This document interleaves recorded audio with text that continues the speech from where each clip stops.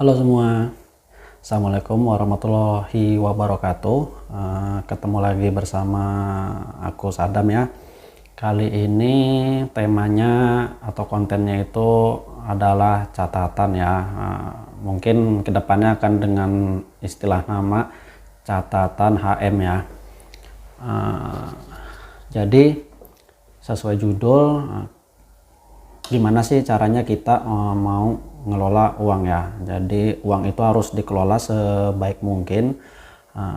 Harapannya adalah sehat secara finansial. Kenapa?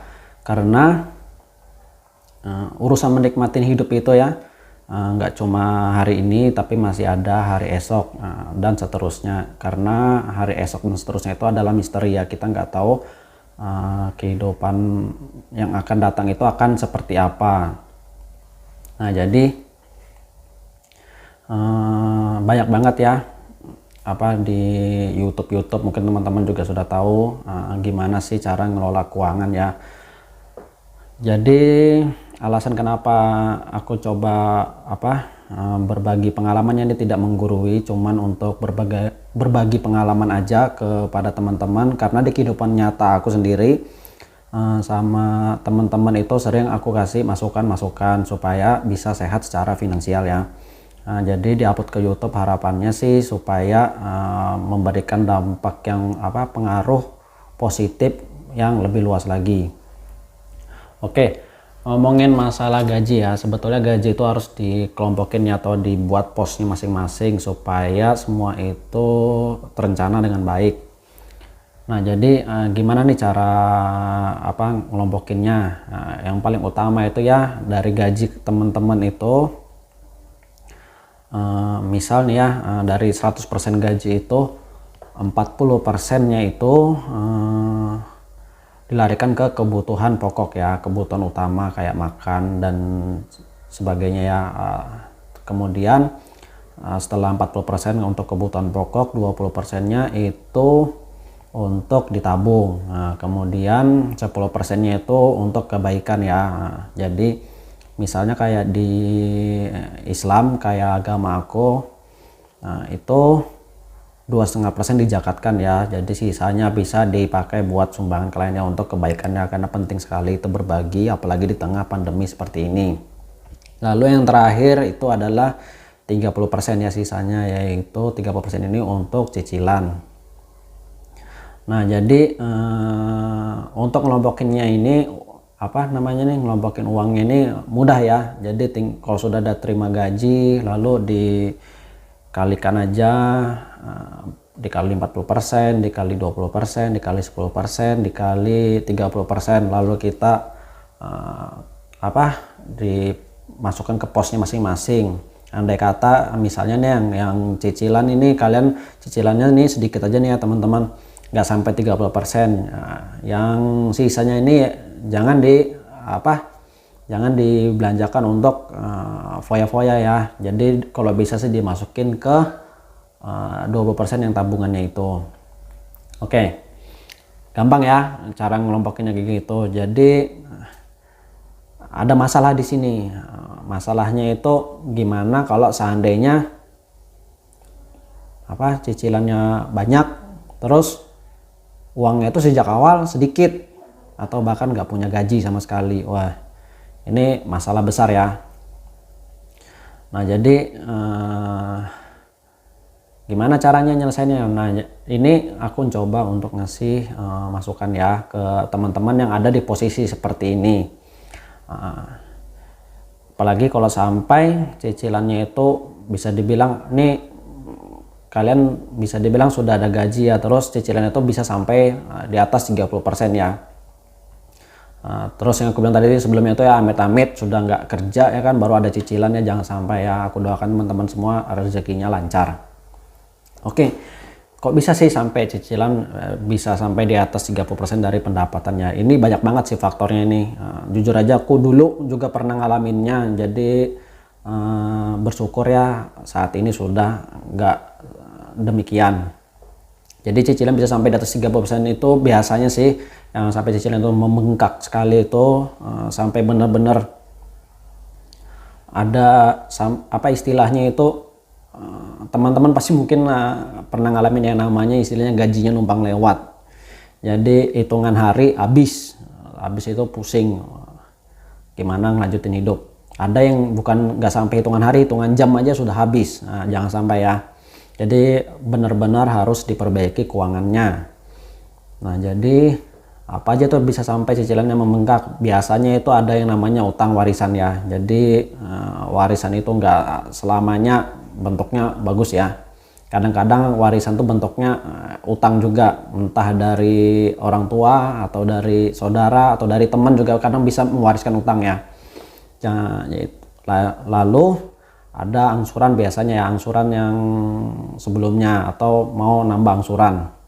Angsuran ini macam-macam ya, bisa angsuran motor ya, mobil, kendaraan lah ya, elektronik, kebutuhan pokok, apa bukan kebutuhan pokok, saya kebutuhan yang ada elektronik yang ada di rumah ya, kayak TV dan sejenisnya itu, kartu kredit sama yang lain-lainnya ya, apa aja itu. Terus cicilan yang 30% ini apalagi nih biasanya, yaitu biasanya itu apa, berlangganan ya.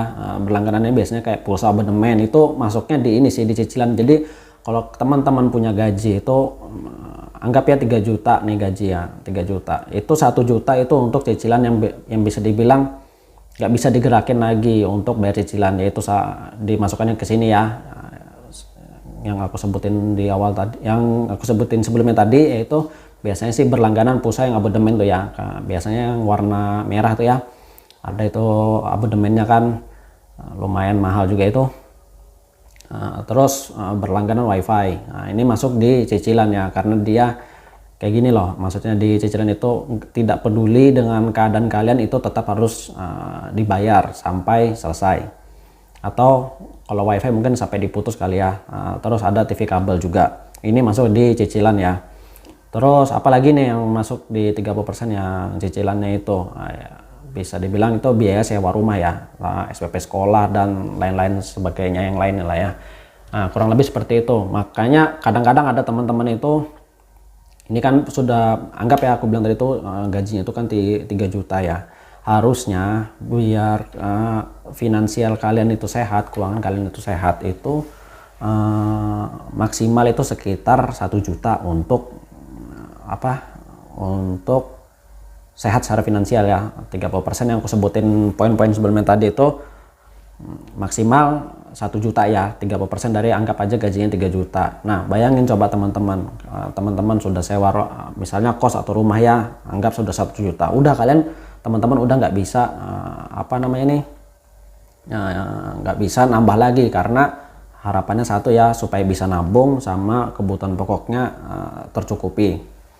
Nah, kasus-kasus yang sering kebanyakan sih ya, teman-teman aku itu juga ngalamin juga, bahkan aku sendiri juga dulunya pernah ngalamin bisa sampai di atas 30% itu, yaitu biasanya sewa rumah, terus angsuran ya, biasa beli perabotan rumah tangga, terus ada angsuran motor juga. Nah, ini jadi susah ya kalau gajinya itu gede tuh, misalnya gede ya, UMR di sini itu 3 juta, seandainya dapat gaji sekitar 10 juta ya, gampang ya belanjanya ya, 40% untuk kebutuhan pokok, yang 20% tabungan, 10% untuk kebaikan, 30% cicilan, itu gampang. Yang sulit ini ya kalau utangnya itu sudah di atas 30% ya, bahkan sampai tembus di 70%. Nah, kasus-kasus kayak gini nih mau dihitung pakai kalkulator merek apapun ya, susah ya, nggak akan tercukupin. Kalian pasti bisa dibilang bakal depresi banget ya. Ditambah lagi nggak ada pemasukan luar ya, itu lebih mengerikan lagi. Nah, jadi aku akan ngasih tips ya, gimana caranya supaya bisa bertahan ya. Oke, tips yang pertama itu yang paling penting adalah berdamai sama keadaan ya. Kalian teman-teman nggak usah baper sama utang-utang ini cuma angka aja semua itu, nggak usah terbebani banget, hadapin aja, karena sejatinya Tuhan itu tidak akan memberikan cobaan melebihi batas kemampuan umatnya. Kalian harus percaya itu, yakin aja Tuhan akan memberikan rezeki dari arah yang tidak diduga ya. Coba teman pikir deh, anggap ya posisinya udah jelek ya, misalnya nih cicilan yang harus dibayar per bulan itu anggap sudah sampai nembus di 70%, lalu sisa 30% ini nggak mungkin bisa nabung karena kebutuhan pokok aja tidak susah untuk tercukupinnya. Tapi kenyataannya teman-teman bisa bertahan sampai bertahun-tahun malahan. Nah, ini bukti kebesaran Tuhan ya, karena rezeki itu bisa datang dari mana aja. Walaupun dihitung secara matematika tidak cukup, buktinya kalian bisa bisa bertahan. Bersyukur aja karena di luar sana tuh banyak banget yang punya masalah yang lebih berat lagi ya. Bahkan sampai yang aku bilang tadi sempat ku sebutkan sudah utangnya banyak lalu tidak punya pemasukan ya. Nah, jangan sampai ya teman-teman di posisi seperti ini. Oke, setelah berdamai dengan keadaan, santai aja, relax aja, hadapin. Yang kedua itu semua hutang-hutang yang teman punya itu harus dicatat. Catat, jangan sampai ada yang terlewat walaupun cuma satu ya. Dicatat walaupun utangnya itu bentuknya nggak urgent, itu dicatat aja. Nah, setelah semua itu dicatat, kalian teman-teman bisa jumlahkan semuanya, dan ini biasanya akan menemukan angka yang luar biasa mengejutkan. Nah, seperti yang gue bilang tadi sebelumnya, ini cuma angka aja, jadi nggak usah baper, biasa aja hadapin. Oke, kemudian fokus untuk diselesaikan ya dari piutang-piutang ini, dari utang-utangnya temen ini, itu teman-teman itu bisa fokus ya ke 1 atau 2 utang dulu untuk dilunasin. Fokus aja. Jadi gini teman-teman, sebagai ini ya masukan juga, misalnya kayak andai kata teman-teman itu ada utang ya di leasing, biasanya ini kendaraan, teman-teman cuek aja sama denda ya, bayar aja pokoknya dulu seperti itu. Lalu usahakan tidak kabur ya, niat aja dilunasin karena itu bagian dari kewajiban sih teman-teman. Nggak bisa juga teman-teman mencoba untuk menghindar. Biasanya yang kayak gini nih ada yang nyoba untuk dijual ya, terus kabur kayak gitu, jangan ya, itu tidak baik. Nah, jadi teman-teman fokus sama hutang-hutangnya, insya Allah itu akan terlewatin. Oke, yang ketiga ini penting ya. Tadi kan aku bilang sebelumnya fokus untuk diselesaikan ya. Yang ketiga ini itu tidak membayar hutang dengan cara berhutang ya. Jujur aja ini namanya bukan menyelesaikan masalah. Jadi ini bisa dibilang menyelesaikan masalah dengan bermasalah. Karena apa? Anggap nih ya, teman-teman nih punya satu utang di satu pos misalnya ya, di satu departemen atau satu pos ya. Teman-teman nggak bisa bayar, akhirnya teman-teman utang di pos kedua. Akhirnya selesai emang pos yang satu nih, tapi di bulan berikutnya teman-teman punya hutang di 2 pos. Artinya teman-teman nambah. Sedangkan pemasukan kalian tetap. Jangan sampai itu terjadi ya. Biasanya hal-hal kayak gini ini terjadi sama orang-orang yang punya spekulasi. Katanya nanti bulan depan dapat uang sekian. Nah, kalaupun memang dapat uangnya ya syukur. Nah, bayangin coba kalau seandainya spekulasinya meleset. Nah, ini sering banget terjadi. Nah, jangan sampai terjadi sama teman-teman ya. Itu jadi kalaupun seandainya ini ya, bulan depan lunas nih ya, bulan depan lunas.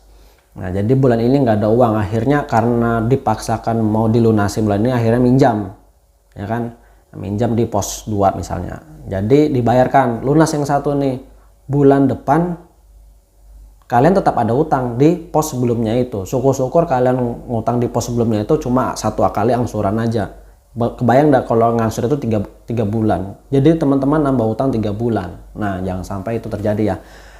Lebih baik biarin aja nggak dibayar 1 bulan itu, kasih aja pengertian dibayar di bulan depan, sama aja. Jadi bedanya teman-teman tidak nambah pos hutang. Nah seperti itu ya. Intinya jangan membayar hutang dengan berhutang. Istilahnya itu kayak gali lubang tutup lubang ya. Janganlah ya. Kemudian yang keempat, kalian sudah punya fokus ya, sudah punya catatan hutang, terus sudah punya fokus target untuk diselesaikan kapan dan mana-mana aja yang mau diprioritaskan. Terus karena ada upaya tidak membayar hutang dengan berhutang, nah teman-teman yang tips yang keempat ini adalah dengan cara hidup hemat ya. Jadi hidup hemat itu enak sih ya, namanya hidup minimalis, karena jujur aja aku sekarang ini sudah menjalani hidup minimalis. Jadi dengan kita hidup hemat itu kita bisa memberikan pilihan sama keuangan kita sendiri. Anggap aja nih, jujur aja nih ya, sebagai contoh kecil, aku tuh nggak pernah yang namanya berlangganan pulsa abodemen ya, walaupun enak, nggak kepikiran asal pakai aja, karena kalau pulsa abodemen itu nggak ada yang namanya kehabisan pulsa ya, loss aja. Enak memang, kerja enak, nggak ada hambatan, cuman kan gak enaknya angsurannya kan tetap, maksudnya pembayarannya itu tetap. Nah aku menggunakan sistem pulsa aja.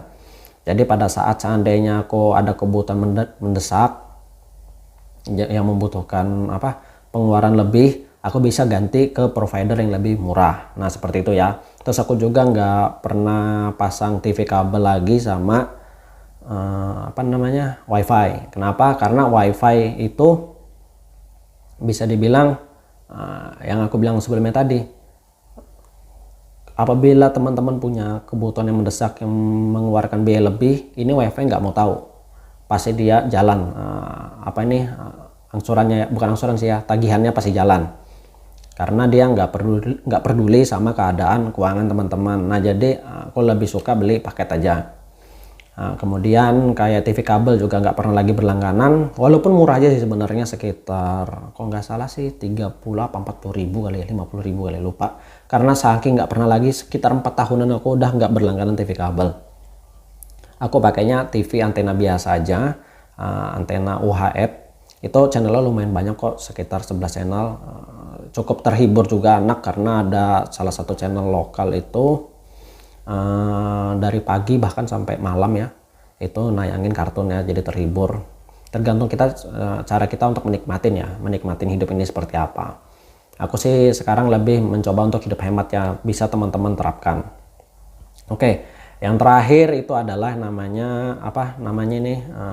mencari pendapatan di luar gaji ya, bisa dibilang side job. Nah jadi ini penting ya, pada saat teman-teman sudah berhitung ini cicilan sudah di atas 30% nih misalnya, terus tanpa cicilan pun gaji kalian itu nggak nutup, misalnya tuh ya ada kondisi seperti itu ya, bisa jadi gajinya kekecilan. UMR di sini itu 3 juta, anggap aja teman-teman itu gajinya itu ada yang di bawah 1 juta tuh mungkin ada ya.